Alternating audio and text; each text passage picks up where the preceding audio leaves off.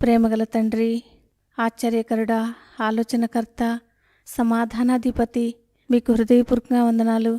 నా జీవితంలో ఇంతవరకు తోడుగా ఉండి నడిపిస్తున్న విధానమంతటి కోసం వందనాలు చెల్లిస్తున్నాను. ఇచ్చిన మహా గొప్ప రక్షణకై స్తోత్రం చెల్లిస్తూ, మీ ప్రేమ అనురాగాల కోసం మిమ్మల్ని ఆరాధించి పూజిస్తూ ఈ సమయాన్ని మీ హస్తాలకు అప్పగించుకుంటూ త్వరలో తిరిగి రానయ్యున్న యేసు ప్రభుల వారి నామంలో స్తుతించి ప్రార్థించి వేడుచున్నాము తండ్రి, ఆమెన్. ఫిబ్రవరి 23 ఎడారిలో సెలయేర్లు అనుదిన ధ్యానమాలిక. గొర్రెలను కాయుచుండ సింహమును ఎలుగుబంటియును వచ్చెను. 1 సమూయేలు గ్రంథం 17వ అధ్యాయం 34వ వచనం.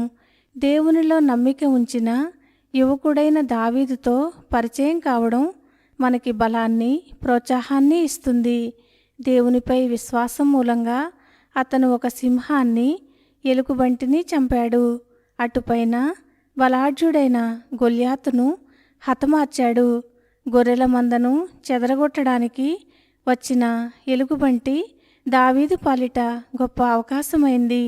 ఆ సింహం వచ్చినప్పుడు అతను గనక తొట్రుపడి పారిపోయి ఉంటే దేవుడు అతని కోసం ఉంచిన అవకాశాన్ని జారవిడుచుకునేవాడే. ఇశ్రాయేలీయులకి దేవుడు ఏర్పరిచిన రాజుగా ఎన్నటికీ పట్టాభిషేకం పొందేవాడు కాడు. సింహం రావడం దేవుని ప్రత్యేక ఆశీర్వాదమని ఎవరూ అనుకోరు. ఇది హడలుగొట్టే సంఘటనే. కానీ సింహం మారువేషంలో ఉన్న దేవుని అవకాశం. మనకెదురయ్యే ప్రతి ఆపదను మనం సరైన దృష్టితో చూసినట్లయితే అవన్నీ అవకాశాలుగా మారిపోతాయి. వచ్చే ప్రతి శోధన మన పెరుగుదలకి ఒక మెట్టు. సింహం వచ్చినప్పుడు దాని ఆకారం ఎంత భయానకంగా ఉన్నప్పటికీ దాన్ని దేవుడు ఇచ్చిన అవకాశంగా గ్రహించండి.